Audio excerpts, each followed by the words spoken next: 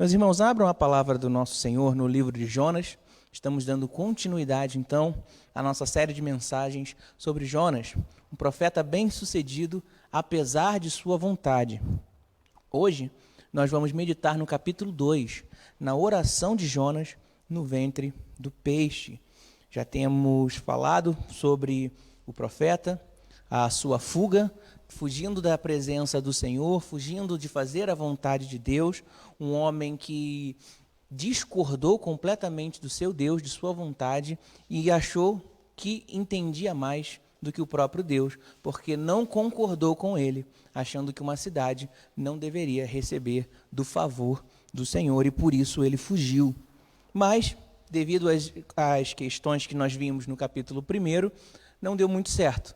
Ele tentou fugir, mas de Deus ninguém consegue escapar, né? Para onde nós fugiríamos da presença do nosso Senhor? E assim, Jonas teve um encontro com Deus no fundo do oceano, no ventre da baleia. Dito isso, baleia ou peixe grande aqui, a gente não vai falar sobre oceanografia, a gente não vai tratar ali sobre a biologia marinha para definir qual foi esse animal, ok? Mas leia a palavra de Deus comigo, capítulo 2 de Jonas, versos 1 ao verso 10. Diz assim: Dentro do peixe, Jonas orou ao Senhor, o seu Deus, e disse: Em meu desespero clamei ao Senhor, e ele me respondeu. Do ventre da morte gritei por socorro, e ouviste o meu clamor. Jogaste-me nas profundezas, no coração dos mares. Correntezas formavam um turbilhão ao meu redor. Todas as tuas ondas e vagas passaram sobre mim. Eu disse: fui expulso da tua presença. Contudo, olharei de novo para o teu santo templo. As águas agitadas me envolveram. O abismo me cercou. As algas marinhas se enrolaram em minha cabeça. Afundei até chegar aos fundamentos dos montes. A terra embaixo, cujas trancas me aprisionaram para sempre. Mas tu trouxeste a minha vida de volta da sepultura, ó Senhor meu Deus. Quando a minha vida já se apagava, eu me lembrei de ti, Senhor, e a minha oração subiu a ti, ao teu santo templo. Aqueles que acreditam em ídolos inúteis desprezam a misericórdia, mas eu, com um cântico de gratidão, oferecerei sacrifício a ti. O que eu prometi, cumprirei totalmente. A salvação vem do Senhor. E o Senhor deu ordens ao peixe, e ele vomitou Jonas em terra firme. Vamos ao Pai em oração. Senhor Deus e Pai, louvado seja o teu santo e grandioso nome. Louvamos a Ti, Senhor, por tudo que tens feito, por tudo que o Senhor é. Louvamos a Ti por Jesus Cristo, o Cordeiro Santo, nosso Senhor e Salvador. Obrigado, Senhor, por esse momento. Obrigado, Pai, pelos momentos de canções. Obrigado pelo momento infantil. Que o Senhor possa dar continuidade a falar com o Teu povo. Que nós possamos glorificá-lo durante esse momento e durante todos os dias das nossas vidas. Agora, Senhor, em nome de Jesus, revela a Tua palavra a nós. Prepara, Senhor, os nossos corações para que possamos compreender os mistérios da Tua lei, da Tua vontade, em nome de Jesus, e que possamos assim, Senhor, ser abençoados por Ti. Oramos em nome de Cristo. Amém. Isso foi bom, hein? Que saudade. Eu falar amém e eu poder ouvir todo mundo falando amém. Isso foi bom, hein? Bom, meus irmãos, estamos vendo aqui agora um momento de oração de Jonas. Por acaso você já se desentendeu com alguém e logo de cara você notou que precisava daquela pessoa? De alguma forma, assim, acabou precisando. Isso acontece muito com parentes, com irmãos, né? A gente discute um com o outro, não quero mais falar contigo, estou chateado, mas me empresta teu computador, me empresta teu celular, me empresta teu telefone, alguma coisa assim. Esse tipo de situação acaba acontecendo. Bom, às vezes nós nem queremos fazer as pazes. Queremos só o benefício do estar de bem, né? E evitamos chegar, então, àquele momento onde a gente pede perdão, onde a gente se reentende, a gente conversa, mas nos mantemos ali naquela certeza de não dar o braço a torcer, de não voltarmos a nos cumprimentar. Bom, quando a situação é desesperadora, a gente acaba tendo que conversar um com o outro.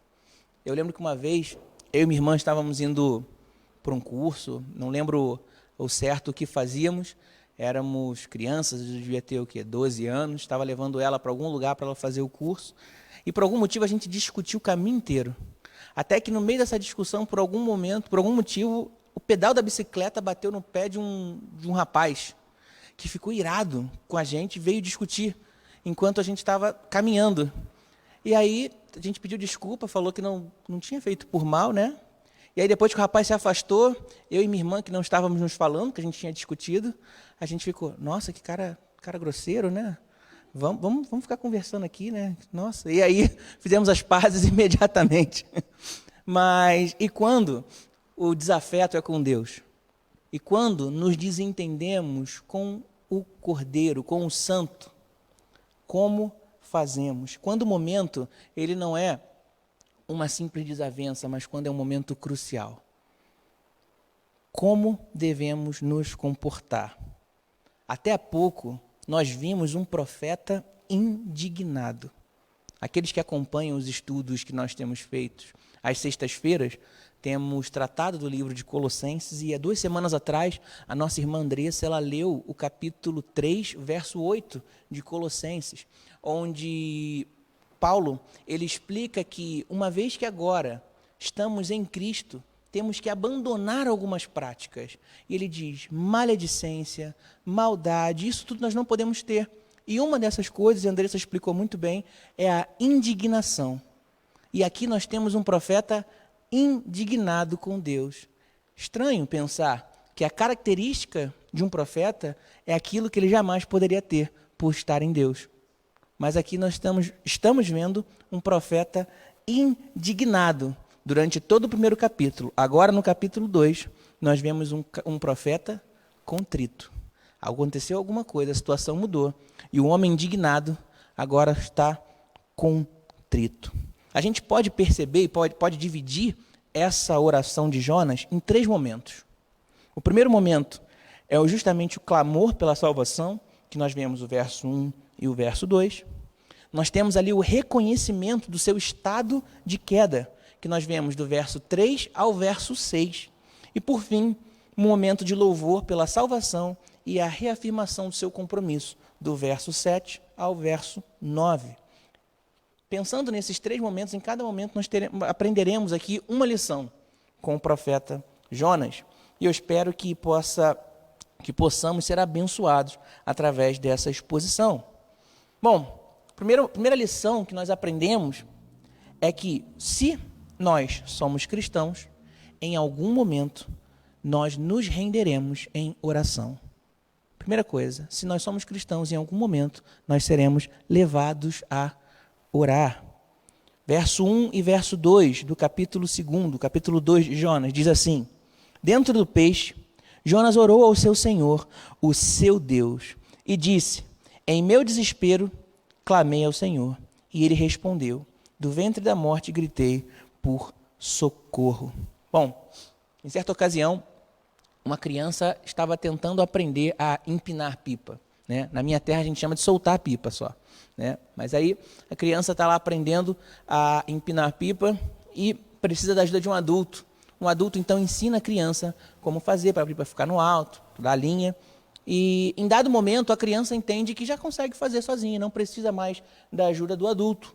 Mesmo que o adulto tenha dito, olha, ainda não está pronto, ainda não está bom, o vento pode mudar, tem muitas coisas que podem acontecer para que você possa ficar sozinho. E a criança decide ainda assim expulsar o adulto naquele momento. Até que chega uma hora em que o vento muda, as circunstâncias se transformam e a pipa agora ela parece estar sem controle. E a criança está lutando com todas as forças para que a pipa volte ao seu controle, para que ele volte ali a enrolar a linha, mas ela não está conseguindo segurar a situação, não está conseguindo controlar a pipa. E ela luta de todas as formas para que não venha a pedir ajuda, porque há uma questão de orgulho, o adulto tinha dito, não faça, você não vai conseguir sozinho, e ela luta o máximo que pode, chega ali à beira do momento de perder a pipa, e aí finalmente ela se rende e pede ajuda a um adulto. Ora, isso acontece muito conosco. Muitas vezes somos nós tentando lutar sozinhos, achando que podemos vencer, e até o final, até as últimas circunstâncias, nós tentamos com as nossas forças, até que nos rendemos a Deus em oração. Não deveria ser assim. Já percebeu que às vezes nós tratamos a oração como se fosse a nossa última cartada? Depois que as forças se esvaem, depois que tudo que a gente poderia fazer, a gente faz, e não tem um bom resultado, aí a gente pensa, bom, então vamos orar. É o contrário, a oração devia ser a primeira situação, a primeira ação, e não a última. Um evangelista certa vez disse, antes de falar de Deus para uma pessoa, eu preciso falar dessa pessoa para Deus. Porque a oração deve ser o primeiro momento e não o último. E nós temos o costume de adiar a oração. Às vezes nós estamos atribulados, estamos tristes, estamos passando por alguma aflição e nós desabafamos com todo mundo, menos com Deus. Deus se torna, então, a última circunstância quando lembramos dele. Jonas precisou passar por um pedaço para ele poder lembrar do Senhor. Perceba que Jonas também teve inúmeras oportunidades para orar, mas ele não orou. Olha, ele não orou quando Deus o chamou para que ele tivesse a sua missão. Ele não orou quando chegou no porto. Ele não orou para embarcar no navio. Ele não orou durante a tempestade. Ele não orou quando todos os outros estavam orando, quando os marinheiros oravam aos seus deuses. Jonas não orou. Ele não orou nem quando o capitão o instigou a orar. Quando o capitão, no verso 6 do capítulo 1 de Jonas, ele encontra com Jonas dormindo, ele acorda aquele homem e diz, vamos orar, ore ao seu Deus. Talvez a salvação venha a partir daí, talvez a gente encontre uma solução, mas ele não ora nem nesse momento. Ele também não ora quando os marinheiros lhe perguntam a Jonas o que eles devem fazer. E Jonas diz, me lancem ao mar. Tudo isso ele faz sem orar. Que perigo passamos, que perigo corremos quando fazemos tudo sem orar. Ou não oramos de maneira nenhuma. Meus irmãos, esse talvez seja um dos segredos sobre a duração de um sofrimento, ou pelo menos a compreensão de um sofrimento. Nós nos demoramos a nos aproximar de Deus, ou simplesmente não o buscamos. Parece que nós esquecemos as recomendações do nosso próprio Senhor. Salmo 50, verso 15, diz assim, e clama a mim no dia da angústia, e eu o livrarei, e você me honrará. Quem disse isso? Foi o próprio Deus. Jeremias 29, verso 12 e 13, diz assim, então vocês clamarão a mim, virão orar a mim, e eu os ouvirei. Vocês me procurarão e me acharão, quando me procurarem de todo o coração. Quem disse isso? Foi Deus. É engraçado que Deus diz, se você estiver passando por uma adversidade, vem a mim. Mas a gente não vai. Que coração teimoso. Que dificuldade é essa que nós temos de esgotarmos as nossas esperanças até finalmente nos aproximarmos de Deus. Nós, além de nos esquecermos das recomendações do próprio Deus, esquecemos também de alguns testemunhos. Salmo 18, verso 6 diz assim, na minha aflição clamei ao Senhor, gritei por socorro ao meu Deus, do seu templo ele ouviu a minha voz. Meu grito chegou à sua meu grito chegou à sua presença, aos seus ouvidos. Isso é Davi agradecendo a Deus por ter sido livrado dos seus inimigos e de Saul. Em Números, capítulo 20, verso 16, Moisés, ao falar sobre o Egito, ele diz, mas quando clamamos ao Senhor, ele ouviu o nosso clamor, enviou um anjo e nos tirou do Egito. Percebam que o Senhor, além de cumprir a sua palavra, de dizer que nos responderá, que estará conosco quando orarmos, ele também, em sua palavra, nos dá exemplo de pessoas que foram encontradas por Deus, que tiveram ali a sua solução, a sua situação resolvida quando encontraram a Deus. Mas ainda assim, a gente evita, a gente demora para nos aproximarmos de Deus. E isso é um perigo. Perceba que através da oração, os apóstolos curavam, os profetas realizavam milagres, os inimigos eram derrotados, mares eram silenciados, demônios eram expulsos, sofrimentos chegavam ao fim através da oração. E ainda assim, nós nos demoramos a orar. Eu creio que passaremos dessa vida para a próxima sem termos dominado a oração. Acho que ninguém que chega ali ao seu momento final de vida diz: eu dominei a oração. Isso é uma coisa que eu não precisava ter feito. Normalmente as pessoas cristãos costumam dizer: eu deveria ter orado mais. É porque a gente entende que falar com Deus, ou a gente deve entender que falar com Deus nunca é suficiente o tempo que a gente se dedica. É sempre mais tempo, precisamos sempre nos dedicar mais, aproveitarmos mais da presença ou da pessoa do nosso Deus. Bom, mas ainda assim, nós nos demoramos a orar.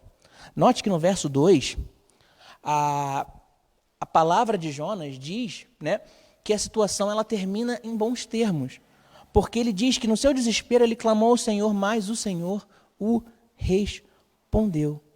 Isso é muito importante, porque Jonas não merecia, né? Merecer, ninguém merece, não é verdade? De vez em quando a gente pedia para a mãe ou para o pai, quando criança: posso fazer tal coisa? E aí eles falam: você está merecendo? Você merece fazer isso? Se Deus perguntar isso para a gente, a resposta é não, né? Não mereço. E Jonas não estava merecendo. Fugiu da presença do Senhor, se negou de todas as formas possíveis, mas nós não servimos a um Deus mesquinho. Não servimos a um Deus egoísta. Não servimos a um Deus que guarda rancor. Servimos a um Deus amoroso. Então, quando Jonas clama, Deus responde. Muitas pessoas, alguns bons teólogos dizem que quando Jonas se recomenda que o lancem ao mar, é porque ele estava querendo já morrer. Ele: me joga ao mar, que vai acabar a tempestade para vocês e o meu infortúnio acaba. Mas o peixe estava de prontidão, né? Todo mundo serve a Deus, menos Jonas. Até o peixe estava ali preparado para servir, para abocanhar o camarada, mas ainda assim Jonas se demorou. Agora então, finalmente, no coração da morte, no centro de sua adversidade, Jonas clama e o Senhor responde. Isso é uma bênção, irmãos. Isso é uma coisa que nós devemos ter sempre guardada em nossos corações. Por mais distantes que estejamos de Deus, o Senhor nos responde, se nos reaproximarmos. Amém? Bom, dito isso, precisamos entender que nós não devemos esperar pelo agravamento de uma circunstância e nem devemos esperar para nos aproximarmos de Deus. Se algo acontece, devemos ir ao Pai em oração, seja para pedir, seja para agradecer. Isso não é um problema, a sua oração não é um infortúnio para Deus. Como vimos em Jeremias, ele diz: vocês vão me procurar e vão me achar. A verdade é que Deus tem prazer nas nossas orações. O pecado, ele tenta nos enganar, porque com a vergonha do pecado a gente pensa: meu Deus, já orei tantas vezes sobre a mesma coisa, sobre o mesmo erro, e errei de novo. Não tenho coragem de me aproximar de Deus. Mas Deus não é um Deus mesquinho. Ele tem prazer na sua oração. Ele tem prazer em te abençoar. Lembra disso, meu irmão? Bom, nossa segunda lição é que se estamos em pecado ou se somos dirigidos por questões carnais, aquilo que mais desejamos pode ser a pior coisa a acontecer conosco. Leia comigo o verso 3, 4, 5 e 6 do capítulo 2 de Jonas e a gente vai entender o que eu estou querendo dizer. Verso 3: jogaste-me nas profundezas, no coração dos mares, correntezas formavam um turbilhão ao meu redor. Todas as tuas ondas e vagas passaram sobre mim. Eu disse: fui expulso da tua presença, contudo, olharei de novo para o teu santo templo. As águas agitadas me envolveram, o abismo me cercou, as algas marinhas se enrolaram na minha cabeça. Afundei até chegar aos fundamentos dos montes, a terra abaixo, cujas tranças me aprisionaram para sempre. Mas tu trouxeste a minha vida de volta da sepultura, ó Senhor meu Deus. Você deve ter percebido que eu coloquei uma interrogação aí no verso 4 que não tem em algumas Bíblias. Por exemplo, a minha NVI, ela não tem essa interrogação, porque ela diz assim: contudo, olharei de novo para o teu santo templo. Ele está afirmando. Mas em algumas versões está numa interrogação. E eu acho que aqui a NVI ela pecou um pouco na tradução, e eu concordo mais com a interrogação da... Está ali? Legal. Com o Brian está interrogação. Bom, meu irmão. E ali eu percebo que a interrogação ela parece um pouco mais coerente. Porque no meio da morte ele se pergunta, olharei de volta para o templo? No meio da morte ele entende o que a circunstância, a sua queda, até onde eu cheguei. O desejo dele de olhar para o templo é justamente de saber que a presença de Deus ali está. A situação é que ele afundou tanto que agora ele se pergunta, será que tem espaço para eu ser perdoado? Será que há possibilidade? Será que Deus me esqueceu? Será que eu estou tão longe que a mão do Senhor não é capaz de me abençoar? Não é capaz de me buscar, de me trazer? Bom, se lembram naquele filme O Todo-Poderoso? É um filme do Jim Carrey, que por algum motivo Deus chega, de acordo com a narrativa, Deus chega à conclusão de que ele tem que passar todos os poderes de Deus para um homem. E aí aquele homem vai tentar viver como Deus, tendo os poderes de Deus durante um determinado período de tempo. Bom, o filme não é muito bacana porque ele erra com algumas questões, principalmente ao tratar as orações como um infortúnio. Durante o filme a gente percebe que as orações são um problema, não só para o protagonista, mas como para Deus. Ali no filme ele diz que se Deus ignora as orações, elas começam a ficar muito incessantes e incomoda. Não é verdade. Deus ama quando nós nos aproximamos dele, Deus ama quando nós oramos. Ele nos instiga a orar. Se fosse realmente um problema, ele não nos instigaria, ele não pediria para fazermos. Bom, mas numa coisa ele acerta. Num determinado momento desse filme, o protagonista, cansado ali da quantidade de orações, ele decide fazer o seguinte, bom, para todos os pedidos eu vou dar sim. Para todas as orações eu vou dar sim. O irmão está rindo, já viu, né? E aí o que acontece? A cidade implode. Ela virtualmente é destruída, porque todos os pedidos foram atendidos. E isso aqui é algo muito importante, a gente precisa perceber. Lembra de Tiago, capítulo 4, verso 3? Pedis não recebestes, por quê? Porque pedires mal. Olha, isso é bom, hein, pastor? A gente poder ouvir os irmãos. Estou aqui adorando, gente. Estou céu na terra isso aqui. Bom, caminhando, meus irmãos. Note que no verso 3 de Jonas, ele deixa claro que ele não é vítima do acaso. Olha o que ele diz. Jogaste-me nas profundezas, no coração dos mares. Alguém o jogou ali. O próprio Deus. Ele entende então. Não é o acaso. Algo não escapou do controle de Deus. Deus não se distraiu. Ele não cochilou. Ele está no comando. Foi Ele que me lançou aqui. Jogaste-me nas profundezas. E aqui é uma verdade que precisa ser dita, porque tem cristão que às vezes pensa, Deus está com raiva de mim. Deus me esqueceu. E não é verdade. Quando Deus permite um sofrimento, certamente é para o nosso benefício. Certamente é para o nosso benefício. Já contei sobre o testemunho de um irmão daqui da igreja que disse uma vez, Deus não me deixou ter nada. Glórias a Deus. Porque se eu tivesse tido qualquer coisa antes de conhecê-lo, eu não teria tido nada de fato. Mas agora, tendo nada, eu tenho a Cristo. Então tenho tudo. Meus irmãos, isso é tremendo. Isso é tremendo. Isso é tremendo. Não se esqueça disso. Às vezes, diante de uma aflição, diante de um sofrimento, você não está sendo desaprovado. Lembra de Jó? Em momento nenhum Jó foi desaprovado. Naquele momento, pelo contrário, o capítulo 1 ele está sendo aprovado, mas em meio a um grande infortúnio, em meio a um grande sofrimento. Não se esqueça disso, meu irmão. Guarde no seu coração. Diante de um sofrimento, você não está sendo reprovado. Pelo contrário, é o teu bem.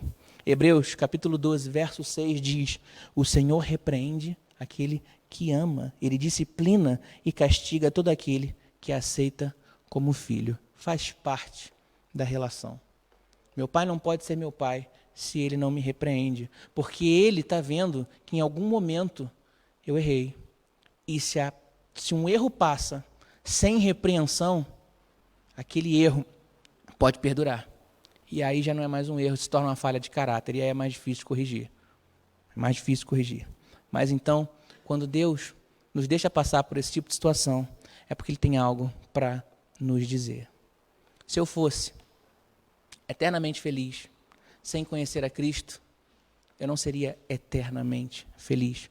Eu seria momentaneamente. Tem pessoas que não passam por aflições. Tem pessoas que não conhecem a Deus. Tem pessoas que pensam que tudo vai bem. Mas não está tudo bem. Algumas pessoas não estão vendo, mas há um Deus, há um céu, há um inferno também. E quando pregamos, não desejamos apenas que aquelas pessoas entrem para um clubinho espiritual. Nós falamos de vida. Nós cremos que estamos apontando porque tem gente caminhando para um abismo. E é por isso que pregamos o Evangelho. Bom, Jonas queria fugir da presença de Deus. Você lembra disso? No capítulo 1, Jonas queria fugir da presença de Deus. Ele fez de tudo. Nos nossos primeiros encontros, eu expliquei que a região para onde ele queria fugir de Tarsis era o último ponto do mundo conhecido até então. Para eles, Tarsis era o fim do mundo. Jonas está tentando se afastar o máximo possível da presença de Deus. E aí no verso 4 do capítulo 2, o que ele diz? Fui expulso da tua presença. Curioso, né? Ele foge e agora ele diz, fui expulso. É que, na verdade, a gente também tem essa mania de quando acontece alguma coisa, a gente joga a culpa nos outros. A gente nunca assume a culpa para a gente. Mas aqui, Jonas está desesperado porque o seu desejo foi atendido. Ele queria tanto fugir da presença de Deus que agora que ele conseguiu, ele percebe a desgraça que é estar longe do Pai, longe de Deus. Bom, estar longe de Deus é estar entregue ao pecado. E Romanos 6, verso 23, como o nosso pastor citou na aula de integração, o salário do pecado é a morte. Estar afastado de Deus é estar a passos largos do inferno, caminhando para o inferno. Bom, graças a Deus, porque essa também é a raiz do Evangelho. Mostrar às pessoas que nada vai bem, mas que em Cristo tudo vai bem. É por isso que nós pregamos, é por isso que cremos. É por isso que cremos, porque apesar de circunstâncias, nós continuamos certos de que tudo vai bem, porque estamos com Deus. Bom, portanto, aproxime-se de Cristo, expressão da bondade de Deus. Cristo, ele é a expressão da paciência e da misericórdia de Deus. Uma forma de Deus se mostrar misericordioso foi ter dado seu Filho em amor por nós. Estando então em Cristo, estando nós em Cristo, então nós não corremos mais perigo. Essa é o centro da mensagem do Evangelho. Fora de Cristo há perigo. Em Cristo tudo vai bem. Terceira lição: não há limite para o alcance de Deus. E por isso nos regozijamos em servi-lo. Olha o verso 7 do capítulo 2 de Jonas. Quando a minha vida já se apagava, eu me lembrei de ti, Senhor, e a minha oração subiu a ti e ao teu santo templo. Bom, Jonas agora se lembrou de Deus. Graças a Deus, porque o homem pode esquecer de Deus, mas Deus não pode se esquecer do homem. 2 Timóteo, capítulo 2, versos 11 a 14, é um dos trechos que eu considero dos mais belos da palavra do nosso Deus, porque diz assim, 2 Timóteo, capítulo 2, verso 11 a 14, diz assim: esta palavra é digna de confiança. Se morremos com ele também viveremos. Se perseverarmos, com ele também reinaremos. Se o negamos, ele também nos negará. Se somos infiéis, ele permanece fiel, pois não pode negar a si mesmo. Perceba a riqueza desse texto. Que coisa linda. Se nós negarmos, Cristo nos negará. Se tivermos confiança nele, com ele viveremos. Se perseverarmos, reinaremos com ele. Mas se em algum momento nós não formos fiéis a Deus, ele permanecerá fiel. Isso é lindo, ele tem amor ao próprio nome. E nisso nós somos beneficiados, porque ele disse que nos amaria. Portanto, ele ama, e ama até o fim, e ama até a morte, e morte de cruz, como diz o apóstolo. Bom, essa é certamente a razão de nossa esperança. Compreender então que em Cristo temos motivo para nos alegrar, porque ele é a expressão da misericórdia de Deus. Enquanto temos Cristo, temos certeza de que há esperança. Bom, Jonas, no verso 8, ele traz uma informação interessante também. Ele no verso 7 começa a louvar a Deus, e no verso 8 ele também dá continuidade, mas parece que ele traz à memória algo que aconteceu no capítulo 1. Ele diz: aqueles que acreditam em ídolos inúteis desprezam a sua misericórdia. Provavelmente ele está se referindo ao momento onde os marinheiros clamavam todos aos seus respectivos deuses, mas ninguém tinha uma resposta sobre a tempestade. Mas Jonas disse: eu sou o servo do Deus que comanda a tempestade. E aí ele diz sobre isso, ele começa a lembrar dessa situação em seu momento de louvor a Deus. Aqueles que acreditam em ídolos inúteis desprezam a misericórdia de Deus. E isso é uma verdade. Existem pessoas que clamam, pedem por ajuda, recebem ajuda, mas pensam então que a ajuda não veio de Deus. E aí então desprezam essa misericórdia, essa bênção dada pelo próprio Deus. Eu quero ler com os irmãos e recomendo que vocês abram comigo a palavra de Deus no Salmo de número 115. É um salmo muito bonito. Primeira vez que eu vi um homem recitar esse salmo de qual eu nunca mais esqueci. E ele fala justamente sobre isso. Vamos ler juntos o Salmo 115. Já estamos perto do fim. Salmo 115 diz assim: não a nós, Senhor, não a nós, mas ao teu nome dai glória, por teu amor e por tua fidelidade. Porque perguntam as nações: onde está o Deus deles? O nosso Deus está nos céus e pode fazer tudo o que lhe agrada. Os ídolos deles, de prata e ouro, são feitos por mãos humanas. Têm boca, mas não podem falar. Olhos, mas não podem ver. Ouvidos, mas não podem ouvir. Têm nariz, mas não podem sentir cheiro. Têm mãos, mas nada podem apalpar. Têm pés, mas não podem andar. E não emitem som algum com a garganta.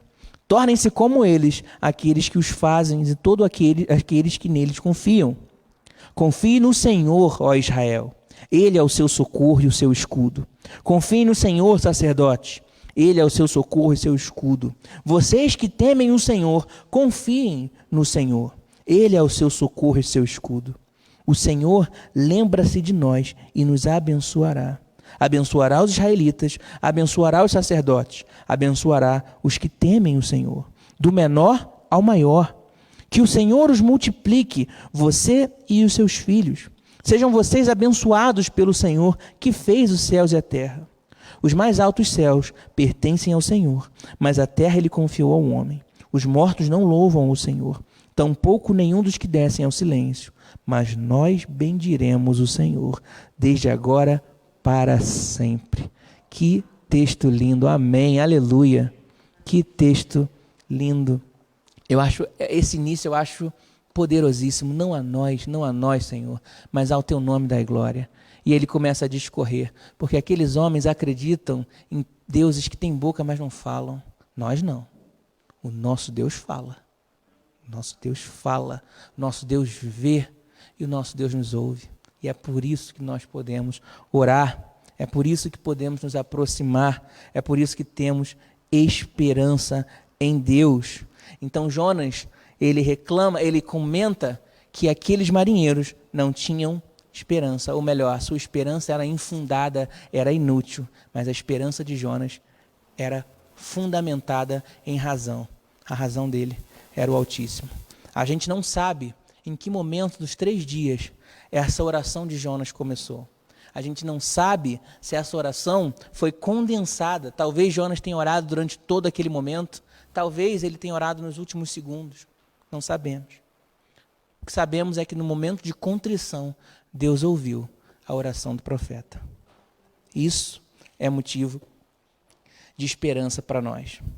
O texto continua, o verso 9 de Jonas, capítulo 2, diz assim: mas eu com um cântico de gratidão oferecerei sacrifício a ti.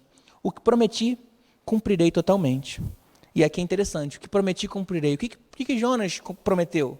O que um profeta promete a Deus? O que um cristão promete ao seu Senhor? Servidão, fé.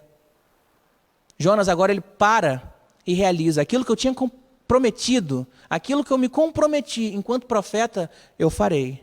Eu sou só um arauto. A função do arauto é falar a palavra do seu Senhor.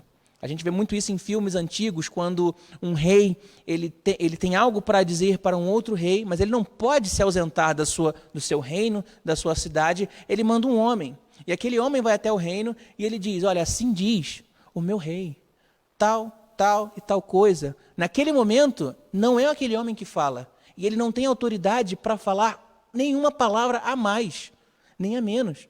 Naquele momento, ele é apenas um arauto.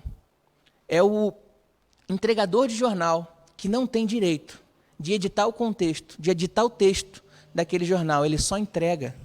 Assim é o profeta, assim somos nós. Existem palavras na Bíblia que são difíceis de discernir. São difíceis. Mas nós não nos esquivamos dela. Nós nos estudamos, nós nos dedicamos, porque a palavra de Deus é a palavra de Deus, completa. E é essa palavra de Deus que nós devemos apresentar. Jonas então se recordou e refez o seu voto, o seu compromisso. Aquilo que prometi, cumprirei. E aí chegamos talvez no centro da mensagem de Jonas. Ele diz: ao Senhor pertence a salvação, ou a salvação vem do Senhor. Meus irmãos, o motivo de toda a narrativa, de toda a desventura de Jonas, é porque até então ele não concordava com essa frase, que a salvação pertencia ao Senhor. Porque quando Deus se apresentou a Jonas e disse: eu ouvi o que os ninivitas disseram, eu tenho visto o que eles fazem, vai pregar para aquele povo.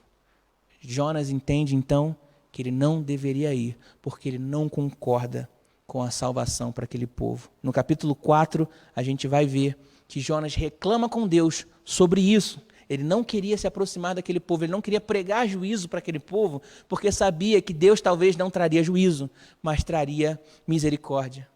Naquele momento, Jonas, ele diz: não concordo com a sua salvação, ou não concordo que o Senhor possa oferecê-la para quem quiser.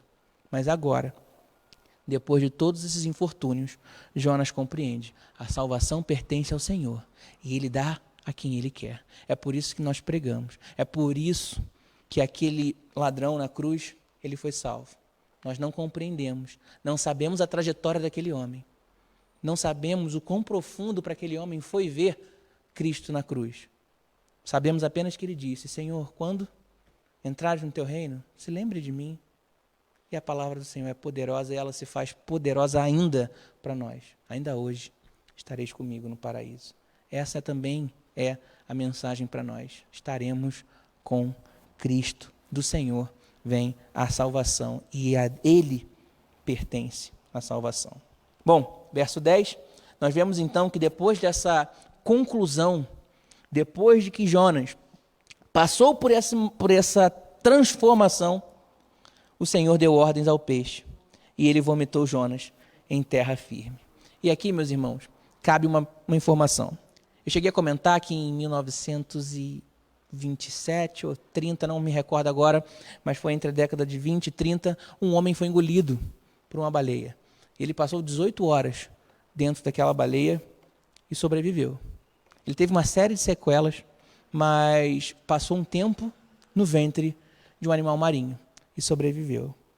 Dito isso, nós olhamos para a situação de Jonas e vemos, olha, parece possível, mas só isso não nos dá motivo para crer.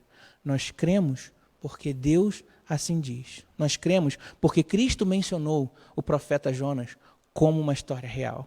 E precisamos olhar para essa situação como ela é. É um milagre. É um milagre. Um homem passar 3 dias no ventre de um animal marinho e sobreviver é um milagre. Da mesma forma que uma virgem dá vida à luz a um filho, também é um milagre. Isso não nos assusta. Isso assusta aqueles que não creem. Mas nós cremos. Lembre-se disso, meus irmãos. Bom, no momento então que Jonas é engolido, ele compreende toda a sua trajetória, ele então é expelido pelo peixe. O peixe está realmente ali, está mais no azeite que a gente. Porque quando Deus manda engolir, ele engole o homem. Quando Deus manda expelir, ele expele. Quando Deus mandou Jonas ir, ele foge. Temos um problema aí. Melhor ser como peixe e não ser como Jonas. Bom, a partir do capítulo 3 nós veremos como esse homem, agora transformado, vai pregar para aquela cidade. Mas isso vai ficar para a semana que vem, meus irmãos. Amém? Vamos a Deus em oração? Senhor Deus e Pai, louvado seja o teu santo nome. Obrigado, Senhor, pela tua poderosa palavra, que nos constrange, mas que também nos conforta, Senhor, que nos fala dos nossos pecados, mas também fala do teu perdão. Obrigado por isso, Senhor. Faz-nos, Senhor, em nome de Jesus, compreender, Pai, que a oração não é a última circunstância, mas é o primeiro recurso. Em nome de Jesus, nos lembre disso, Senhor. Pai, que em nome de Jesus também entendamos que estar longe de Ti é estar diante do pecado, é estar diante do desespero. Senhor, quando nos afastarmos de Ti, derrama, Senhor, sobre nós a Tua misericórdia e nos ajude, Senhor, nos traga para perto, por favor, Senhor, porque não há esperança longe de Ti, Senhor. Em nome de Jesus, Senhor, nós que somos o Teu povo, pedimos, não se afaste e não permita, Senhor, que nos afastemos. Em nome de Jesus, obrigado pela Tua palavra, Senhor, que ela possa, Senhor, encontrar morada nos corações dos meus irmãos e em meu próprio coração, que possamos, Senhor, compreender, Senhor, da Tua palavra cada dia mais. Completa, Senhor, onde eu errei. Em nome de Jesus, e abençoa o Teu povo, porque precisamos de Ti. Em Cristo, em nome de Jesus Cristo, nosso Senhor e Salvador, nós oramos. Amém. Amém.